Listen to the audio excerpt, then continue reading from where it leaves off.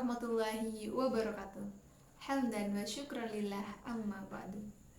Yang kami takdimi pengasuh Pondok Pesantren Zainul Hasan Genggong, Al-Mukarrom Kiai Haji Muhammad Hasan Tawakil Alallah SHMM, dan keluarga yang berbahagia.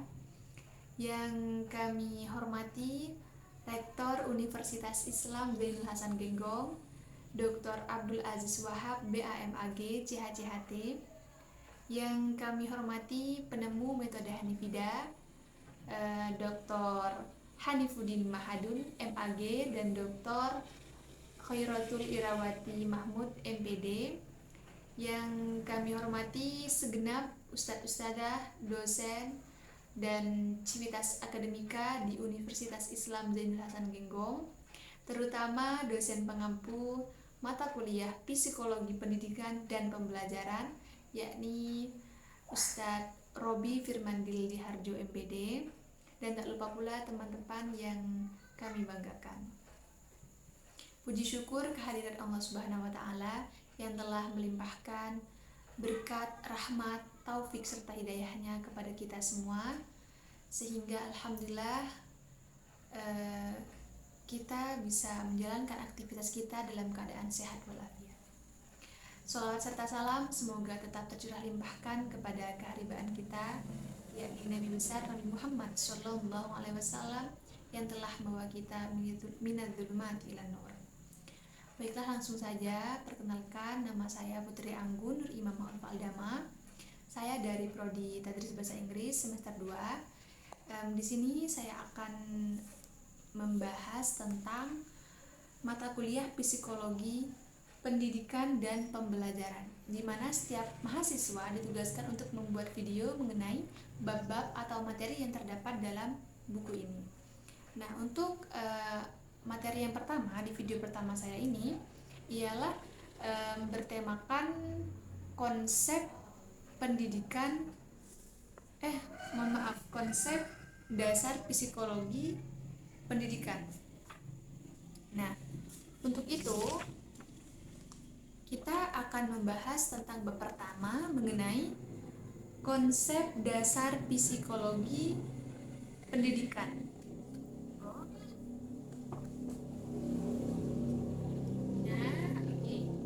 Sebelumnya mohon maaf karena ini sebetulnya bab pertama, judulnya yakni konsep dasar psikologi pendidikan, seharusnya ada di tulisan yang di bold ini. Namun saya menyadarnya pas ketika selesai membuat tugas ini, jadi mohon maaf, jadi ditambahin di belakang ya, dikecilin.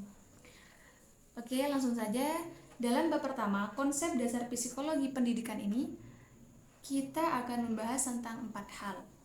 Yang pertama yakni pengertian psikologi pendidikan, yang kedua pokok-pokok bahasan psikologi pendidikan, tujuan dan fungsi psikologi pendidikan, dan yang terakhir manfaat mempelajari psikologi pendidikan.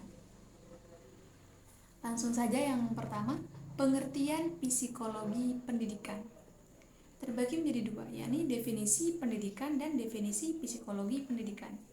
Dalam buku ini menjelaskan tentang definisi pendidikan menurut definisi tradisional dan transisi.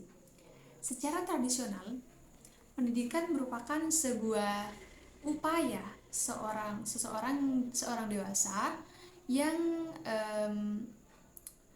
memberikan ilmunya untuk mendewasakan orang yang belum dewasa. Sedangkan definisi transisi pendidikan ialah merupakan sebuah upaya bantuan dari orang dewasa yang diberikan kepada anak yang belum dewasa untuk mencapai kedewasaannya. Jadi hampir mirip ya antara definisi tradisional dan definisi transisi. Untuk selanjutnya yakni definisi psikologi pendidikan. Menurut Santrop JW pada tahun 2008, psikologi pendidikan ialah sebuah ilmu yang mempelajari bagaimana manusia belajar, dalam pendidikan, pengajaran, efektivitas intervensi pendidikan, psikologi pengajaran, dan psikologi sosial dalam sekolah sebagai organisasi. Sedangkan menurut saya sendiri, psikologi pendidikan, psikologi berarti psikolog, psikis atau kejiwaan. Sedangkan pendidikan merupakan proses pembelajaran. Jadi bisa jadi psikologi pendidikan merupakan sebuah ilmu yang mempelajari mengenai kejiwaan manusia. Karena setiap manusia memiliki karakteristik yang berbeda-beda, memiliki latar belakang yang berbeda-beda. Nah, untuk selanjutnya yakni pokok-pokok bahasan psikologi pendidikan. Apa aja sih pokok-pokok bahasan psikologi pendidikan itu? Nah, di sini sudah tertera. Pokok-pokoknya yakni mengenai seluruh tindakan atau seluruh tingkah laku manusia. Dimana ini kan psikologi pendidikan, berarti manusia di sini merupakan guru dan murid, karena ini pendidikan, dimana dalam proses pembelajaran itu ada guru dan murid. Jadi pokok-pokok bahasan psikologi ini adalah seluruh tingkah laku manusia yang meliputi kurang lebihnya 5 hal di sini. Yang pertama, hakikat manusia dan perkembangannya, di mana hakikat di sini merupakan karakteristik manusia yang memang sudah sewajarnya, sifat manusia sewajarnya, dan juga perkembangannya, di mana otomatis manusia akan mengalami perubahan dari masa ke masa. Untuk yang selanjutnya yakni keragaman dan latar belakang sosialnya. Latar sosial, ya benar, karena manusia itu berasal dari berbagai suku bangsa, berasal dari berbagai daerah yang berbeda-beda, dan juga otomatis mereka mengalami latar belakang yang berbeda-beda karena pengalaman mereka juga pun berbeda. Untuk yang ketiga yakni efektivitas pendekatan, efektif, tepat, kalau nggak salah tepat guna, kegunaan cara menggunakan pendekatannya, karena setiap manusia itu berbeda-beda. Jadi kita harus mengetahui kalau ke anak ini seperti apa, kalau ke anak yang satunya seperti apa gitu, karena setiap manusia memiliki karakteristiknya yang berbeda-beda dan cara pendekatannya juga berbeda-beda. Selanjutnya yakni motivasi, benar. Motivasi ini juga sangat diperlukan karena ada sebagian manusia yang harus dimotivasi untuk meningkatkan potensi mereka, untuk menyemangati mereka, untuk memberikan arahan kepada mereka. Yang terakhir yakni adalah pengelolaan kelas, benar. Dalam proses pembelajaran psikologi pendidikan, kita harus bisa menguasai kelas, di mana ini antara guru dan murid. Jadi bahasan dari psikologi pendidikan adalah pengelolaan kelas, di mana kelas ini harus hidup, harus aktif agar proses pembelajarannya berjalan dengan baik dan juga akan menghasilkan sesuatu yang baik, meningkatkan kualitas potensi antara guru dan murid, dan proses pembelajarannya pun juga sukses terlaksana. Yang selanjutnya ialah tujuan dan fungsi psikologi pendidikan. Nah, ini terbagi menjadi 2. Tujuan dan fungsi pendidikan bagi guru atau pengajar atau pendidik, dan yang kedua ialah tujuan dan fungsi bagi siswa atau mahasiswa atau peserta didik. Dimana di sini yang pertama yakni tujuan dan manfaat bagi guru. Ya benar. Dengan adanya pembelajaran psikologi pendidikan, guru dapat mengetahui cara mendidik peserta didiknya dengan baik. Bagaimana agar mereka bisa bersemangat untuk belajar, bagaimana mereka yang berasal dari berbagai macam latar belakang yang berbeda-beda dan keberagamannya, mereka dapat bersatu dan meningkatkan kemampuan mereka, meningkatkan potensi mereka. Jadi guru harus mengetahui hal tersebut. Untuk itu diadakanlah sebuah pelajaran psikologi pendidikan untuk guru. Jadi guru itu dapat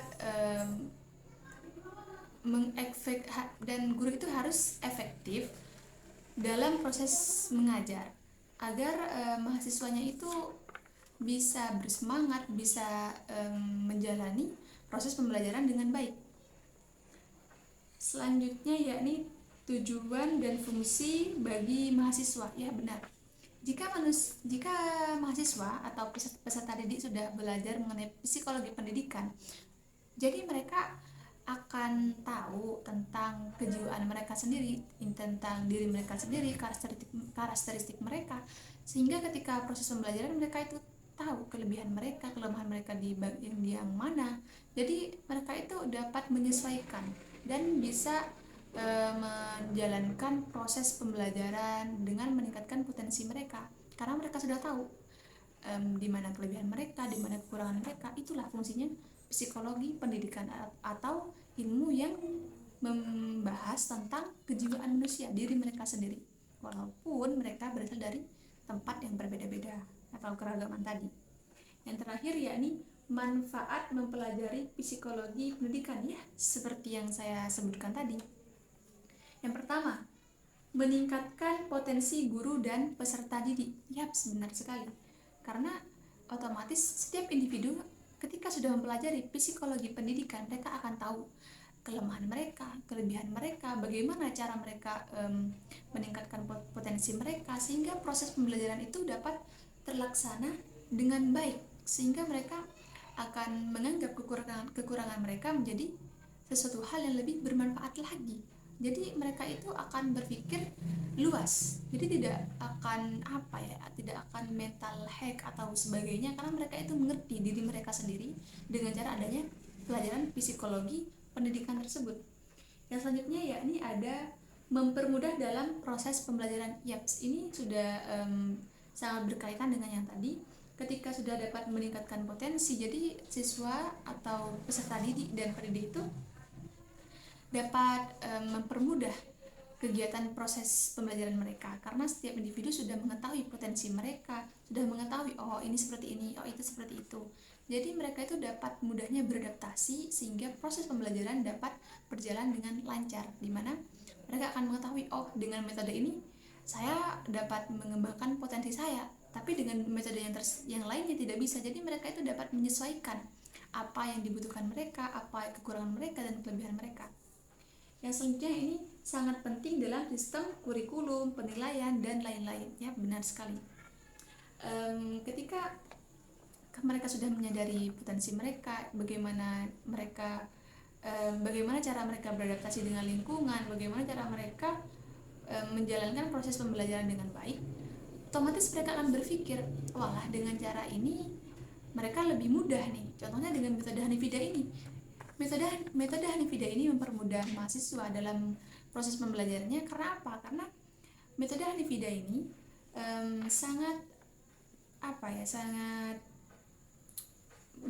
merupakan metode yang sangat simpel dan juga sangat efektif, sehingga mahasiswa dapat ketika belajar itu dapat langsung kepada pokok inti-inti apa saja yang dibahas. Jadi tidak hanya membaca buku saja, tapi tidak mengetahui apa maksud dari buku tersebut ditulis seperti itu.